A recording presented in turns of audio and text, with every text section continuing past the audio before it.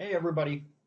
So we are just starting up here. I'm gonna give it a couple minutes to give people the chance to log on and get ready.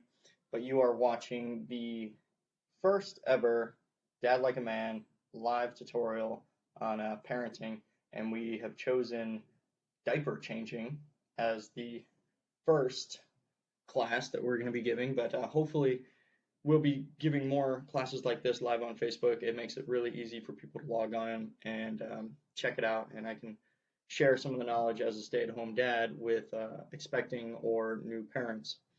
So thanks for tuning in, and one of the big reasons we are doing this is because Dad Like a Man not only wants to encourage parents to play a more active role, especially fathers, but also to educate them uh, with a community of support that has been through what they're about to go through or what they're going through right now. So, 90% of what you do, especially the first few months of having a kid, is change their diaper. I mean, that's all you do. You just change their diaper and feed them. So that's the number one thing that you have to do with the kids. So let's get to it. We've got a little bit of an assistant here. I'm not using my own kid. And by the way, I might be a little distracted. I am here by myself with my three kids and a dog, so there might be a few distractions. I fed them and locked them up downstairs though, so they should be good for like another day or two. I don't know. But we are using Super Cat. Kid keeps calling it Super Monkey, but it's cat. So we're changing his diaper today. I didn't think 5, 10 years down the road from now, my son would want me airing changing his diaper live on Facebook. So uh, this is Super Cat, and he obviously has a diaper on. And to talk about diapers a little bit, I've used just about every off-brand diaper that you can find. Some of them a lot better than others, but you are going to see a difference if you use off-brand diapers compared to name brand, Huggies or Pampers or whatnot. They leak a little bit more if you buy the cheaper ones, so you end up kind of having to change them more often. You have to do laundry from bedding a little more when they wake up in the morning and they're just leaked everywhere. So I do recommend if you are going to go with off-brand cheaper diapers to go with the Costco ones. Kirkland makes a really good brand of diaper, and they don't leak very much at all. So uh, if you go the cheap route, you can go with the pricier ones, and you probably will see a difference. Now, on the other hand, wipes, they're just about all the same. So you can buy any wipes you want, and you're not going to see that much of a difference. We always use fragrance free, but they've got like cucumber melon or scented berry stuff. Uh, Usually you want to stay away from that. You never know if your baby's going to have a sensitive skin for that. So uh, usually there's a few different ways to check if you need to change your diaper. First of all, smell. Obviously, if the kid stinks, then you should probably change your diaper.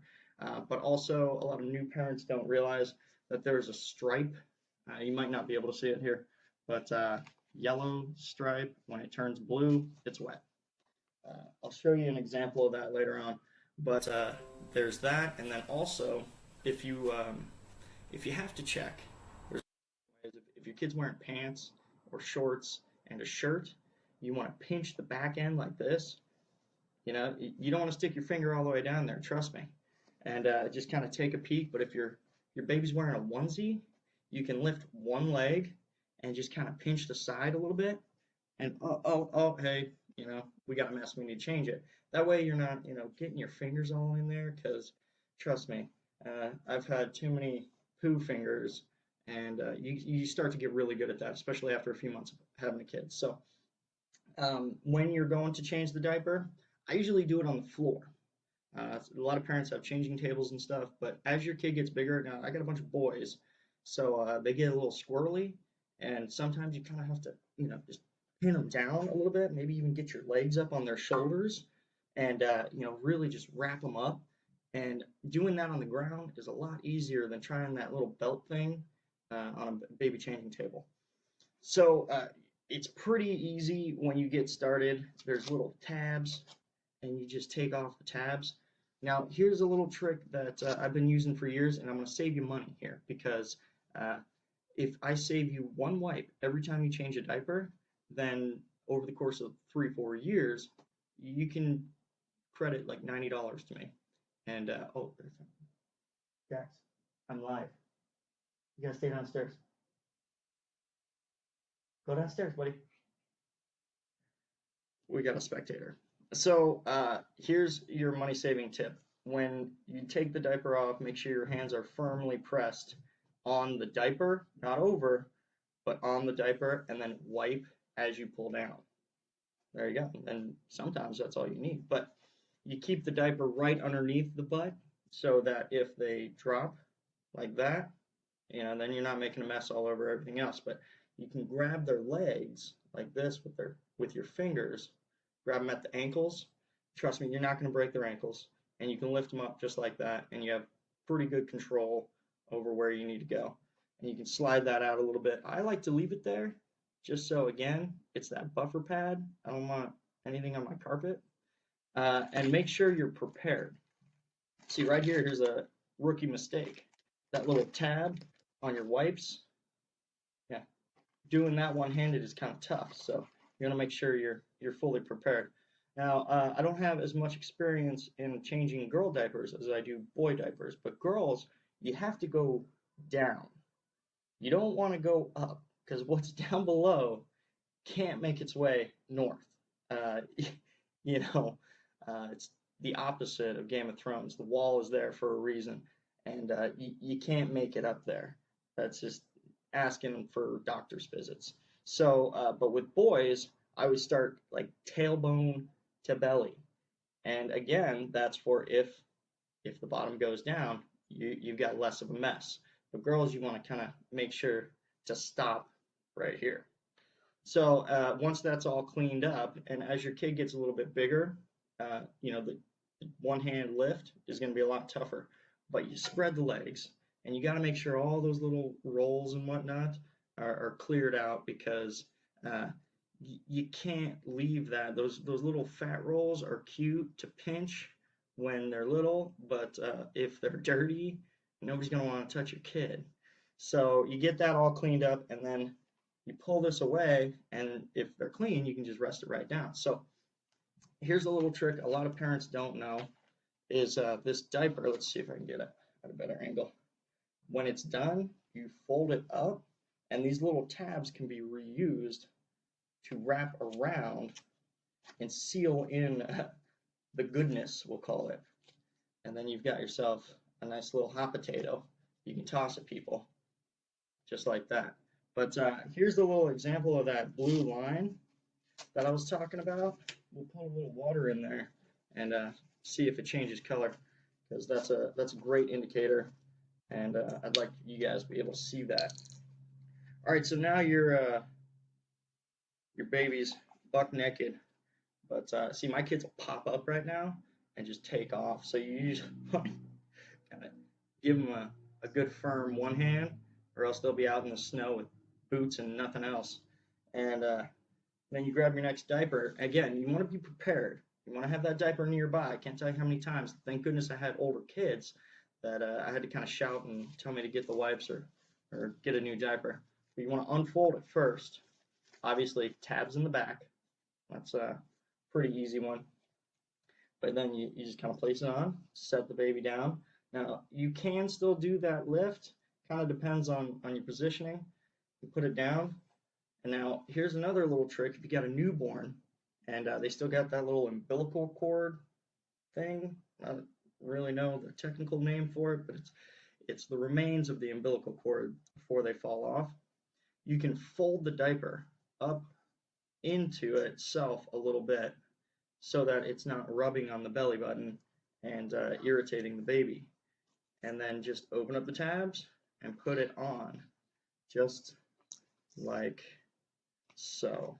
And again, as the kid gets a little bit bigger, it is kind of tough to keep them to stay still, but you can put your legs up on their shoulders. Usually, if you have good control of their hips, they can't roll over on you, but sometimes they try to use their upper body. So now you got a nice clean diaper for Super Cat here. But well, okay, so here we go. Oh, let's see if I can get in the camera. That stripe is turning greenish blue right here, and that's about it. There we go. So I scheduled this course for 20 minutes, but it really kind of only took me 10 to explain. Any questions? Questions from the audience? Right. Well, hopefully that helped. The biggest thing to remember is, have good control of the baby. Clean. Oh, I did make some notes. Uh, so, three things to remember. Uh, be prepared. Don't be scared, and get it clean. As kids can sense if you're like worried or nervous about it, and they'll freak you out, and they'll just take advantage of you. How do you keep your trash from stinking? From Twig. Okay, cool. So we have a diaper genie, and I should have brought it up here. Usually, you just have to take it out often. Take out the trash. This little, well, it's kind of messed up now, but the little triangle that I showed you does kind of seal in the scent. But if you have a diaper genie, it's like a big tube that you throw the diapers into, and then it closes automatically, and it seals it in there. But I would recommend, finding a good trash can that works and just take it out frequently. A lot of times I just have to take the diapers individually and put them out into the outside trash because there's no avoiding it. In the wintertime, they freeze outside. That helps a little bit, but not that much. So, all right. I think that's about it. I'm going to post this video for those who might have missed it or maybe would like to see Super Cat some more and how it's done. But hopefully I'll be scheduling some more of these little tutorials of what I've learned from what do you do? Oh, hey, I actually, Tweet brought up, what do you do about diaper rash? I use Desitin. It works really well.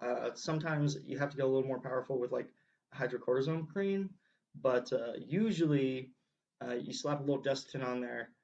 I don't use regular diaper powder or lotions after I change the kids' diapers, um, but sometimes they do get a rash, and when they get a rash, this is what I use. I think we're about due for a new one. I think some kid took some scissors to this bottle, but yeah, it usually clears it up pretty good, but the best way to prevent diaper rash is usually just change it as quickly as you can.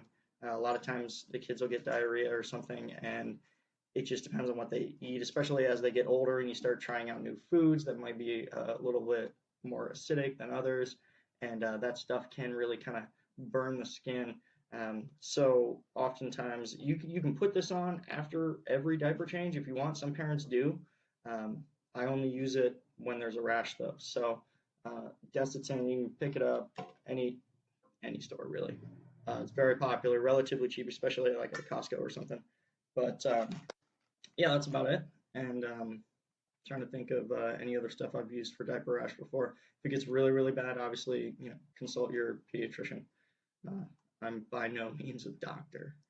And I think that's about all I've got. Yeah. So wrap up your diapers. And if anybody missed this video, just log back in. We also will be posting things on our website.